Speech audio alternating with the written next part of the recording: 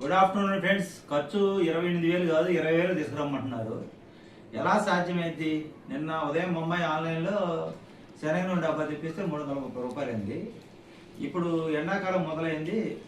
Electric ప్యాకెట్లు తెచ్చాము. 80 రూపాయలు అయిన 2 ప్యాకెట్లు తెస్తే గ్యాస్ ట్రబుల్ ట్యాబ్లెట్ షీట్ తీసుకుంటే చాలా ఖర్చు అయ్యేదని హాఫ్ షీట్ తీసుకున్నా. జిందా తిరిసిమాల్ మాకు శ్వాస ప్రాబ్లం ఉంది, వాటిని జిందా తిరిసిమాల్ తెచ్చుకున్నా.